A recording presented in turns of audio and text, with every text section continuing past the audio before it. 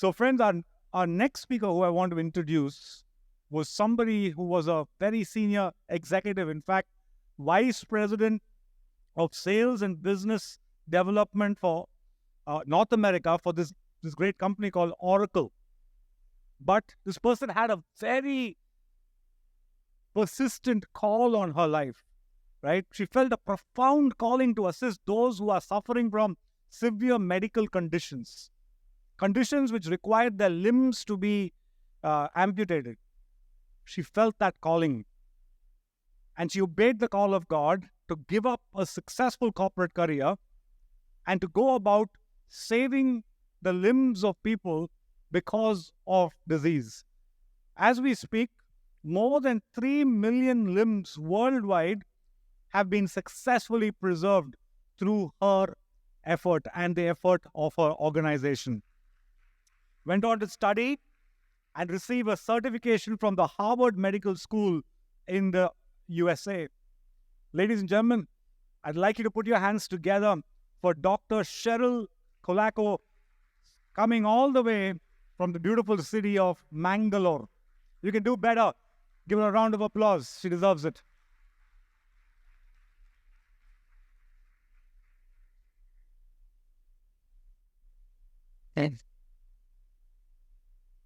The year 2000, I remember I was absolutely blank, just graduated, walking on the streets of Bangalore just a day before I had graduated in Mangalore with a PBM degree.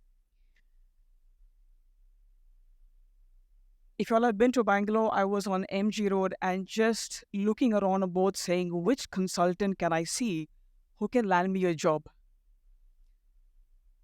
I fancied the name Tom at that time, and I saw Tom Associates. I walked into this consultant's office. He looked at me and he said, there is an interview right now. Would you like to go? I said, yes. He took me to an office and I landed my first job 2 days after my graduation at Citibank. My journey began there in my corporate career. I worked with HSBC then, I joined Akamai Technologies, and then I joined Oracle. God was so kind to me throughout my corporate career. I was blessed. Every quarter, I was promoted. And in 5 years, I was promoted as the Vice President for Sales in Oracle. I was in Boston, US.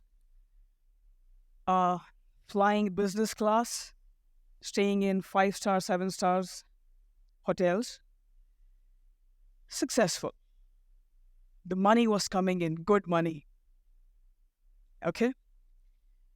So, most of us here possibly are in the situation where I was in 2000, not knowing where to go. And some of us are in corporates or in jobs where we possibly are happy doing what we're doing, but there is still some kind of a desire to do something more in life. That's when I quit Oracle. I quit taking that fat paycheck because I just knew that was not what was driving me forward ahead. Imagine a person lying on the floor in your bedroom, straight looking up, saying, Lord, I want to do something, but this is not what it is. Tell me what you want me to do, and I'd do that. Well, I started all my prayers and the worship, but God in his own humor was looking at me saying, okay, go on. Nothing happened. Nothing happened. Now the money in my bank account was going low. It was depleting. And I thought, I need to make money now. What do I do? Let's start a business. And at that time, now you should listen really carefully how the Lord can lead you. Okay, it's funny at times. Sometimes I look at him and say, are you like seriously doing this to me? There was this time when my uncle, he developed an ointment, a medication for pimples. And I said, India is a great market for pimples. I had many on myself. And so what would I do? I applied it on my face, and I knew I was going to be an overnight success. I so knew it, right? India is a market for pimples, isn't it? Yeah. So once I applied it, the next 1 month, I could not get out of my house. Yeah. So, like, you can imagine all the people who are here, those many pimples were on my face after I put the ointment. And I'm not joking. Not joking. I went to the doctors, they gave me antibiotics, and I was fine. But I knew there was something in this ointment which did something. All right? Because in 1 month, even though I got the antibiotics, I did not take them. But in 1 month, my face was so clear, you can't imagine. I mean, as clear as this. So there was one time that I was just in a pharmacy because my friend owned a pharmacy. I was just talking to him and I said, hey, you know what? There is a particular ointment. I don't know what it really does, but I think there's some kind of a potential. Because, see, the Lord talks to you in ways you can't really imagine. While I'm talking to him, a man walks up to the pharmacy with almost he could not walk, and he was telling the pharmacist saying, give me an ointment for a wound. I've got a wound which is 7 years old, almost 10 centimeters deep, and I'm due for an amputation in a week's time. So the doctor said, in a week's time we are scheduling your surgery and amputation. Basically, you're not going to have a limb. Now, remember this thing that you see on the screen. It's an alarming statistics. Okay, I'm going to talk about that a little later. My pharmacist friend, with my permission, gave this ointment to this guy. He went home, and I could hear my heartbeat because I didn't know what's going to happen. In 24 hours, my pharmacist friend calls me back. I thought I was gone. When I went back to the pharmacy, this guy was crying and he was laughing. Who? The patient who had come. And the wound, which was not healing for 7 years, which was almost, so deep that it was getting into his bones, had completely covered up. And that morning, he went to the doctor to show it, and the doctor said, you don't need an amputation. What did you do? Now, I went back to do a little bit of research in the line, and I realized that what this ointment did was basically it removed all of the dirt from your body, the infection, and helped blood come to the wound, and that is how wounds started to heal. I did further studies on that, just the statistics, and the WHO says every 30 seconds there is one amputation around the world. So as we speak, you can count 30 seconds. There earlier was one amputation in 30 seconds. When I took this medication to hospitals, this was the face that they had. Ditto. Some large organizations even threatened me. When they threatened me, you know what I wanted to do? Exactly what most of us want to do. We want to run back to our corporates or, your old life or wherever you were. When I was in that phase of complete fear, there was this one time that I attended a GLS summit, a Global Leadership Summit. And in that summit, a similar summit, like how you guys are sitting and listening to a speaker. And I heard the speaker, Gary Hogan, say that fear is a silent destroyer of dreams. Is there anybody here who does not have fear? All of us are fearful, right? So when I heard that the fear is a silent destroyer of dreams, I felt a gentle push on my back saying, Sheryl, you should go forward. And I'm telling you, as I speak, I may not be able to express how scared I was, because the goons can be really big and you don't know how to move forward.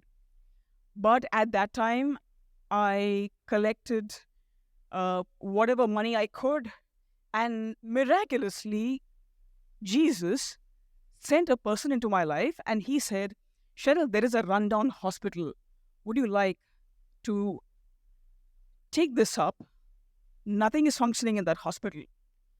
And when I was in that phase of just not knowing where to go, how to move about my life, absolutely clueless, the Lord brought this person right into my life and said, there is a place where you can do something. And this is our first GoHeal wound and burn care hospital that we started with just 50 beds. And with these 50 beds, we were able to then save about 100 limbs per day those days. Now, from these 50 beds, the Lord took us to even better hospital with 200 beds, where we were able to save a lot more limbs. And I'll tell you an alarming fact. When a person is an amputee, the person is only able to live for about approximately only about 5 years, not more. And when what got me excited was when me and my team were able to save these limbs, we were able to save so many lives. Because those people are somebody's dad, somebody's mom, somebody's sister, somebody's brother. You are saving a life. As I was moving on with my life, again, the backlashes came on saying, you don't have a medical degree. So I was a BBM graduate then, and very later on in my life, I went back to study. I did my second PUC once again in my 30s, and then I was awarded a medical degree, and I was able to practice medicine in the hospitals, and we were able to save a lot more limbs in the world. And when you're able to do this legally, you're able to touch a lot more people's lives fearlessly, because the Lord is calling you to get out of your fear and to go forward into a life where you're going to change people's lives. I just want to ask a question in the audience. Is there anybody here who wants to get out of a situation where you're feeling completely in fear? Is there anybody? Remember that in the Bible, the word fear is mentioned how many times? 365 times in the Bible. And there are 365 days in the year, which means Jesus knows we being humans, we will have fear no matter what stage we are in our lives today. Now you may think, okay, Sheryl is successful, she's doing all of this, but no matter what, fear will always strike us on a daily basis, guys. But that does not mean you're going to step back. Step back if you must, but don't go back into a life where you are not going to be able to take that step in the future to do something great. We are living testimonies. We are people, we are God's people, where our life should be an example to the ones we are catering to. And I'll tell you, when I treat people, I don't share the gospel. I don't speak much with regard to the Bible or Jesus. But my patients say, we know we are going to get healed because we know who's a God you worship. And that is what I want to always do in my life, because lead by example. Lead by example. Whatever you do, let people know that you are in Christ, and your light should shine on them, should rub off on them. So this is a picture of me in the operating theater. We do about, on an average, 17 to 18 surgeries a day, and we have crossed the mark of saving 2 million limbs from the time we started this mission. So there was this one very important person in my life, and she said, "Okay, you're doing a lot. We built a company where we make these medications, but we are in Mangalore. We are only serving to a community who is coming to Mangalore, and the world needs what we are doing." And now, Preeti Valerie is right here with me, and she's the chairperson in our company. We manufacture these medications, and these are now available all across the globe, majorly in the US, in Canada, and in the UAE. So why I mention Preeti is that sometimes we want to walk alone. We don't realize that God has given us angels all around us. We need to listen to them. We need people. We need people to hold us all along in our journey. And through our people, we see God's love. We see Jesus coming into our lives and taking us one step over the other. And this is one of my favorite picture. When I get in the operating theater, I can lose a patient on the bed. But I'm always reminded, Sheryl, you came from nothing. And then I raised you into a corporate life. You were living a very high fashion life. And then God got me to picking worms. Why do I say picking worms? Because people with diabetes, their wounds go rotten. And when flesh rots, there are worms. And imagine me living a lifestyle like that. I was like, God, seriously, dude.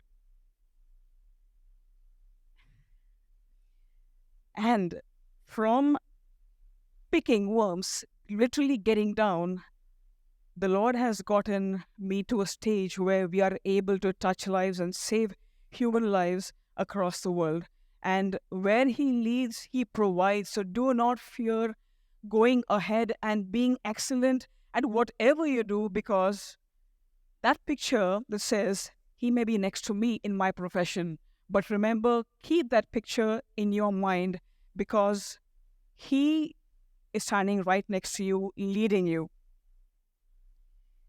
And remember one last thing. As you move on in your life, it may be one small step for you, but it's going to be a giant leap for mankind.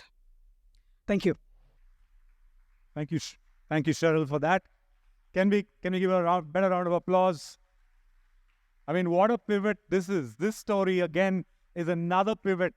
Corporate sector to saving limbs, to picking worms, in Sheryl's words. I'm going to request Benny Prasad and if Brother Alfred Deva Prasad is also there, to come forward and felicitate Sheryl. Dr. Sheryl. Can we hear it for Dr. Sheryl? And the words there on this caricature is limb saver. 3 million limbs and counting across the world. That is the power of purpose, ladies and gentlemen. As Benny and Alfred decide standing positions, we can keep clapping.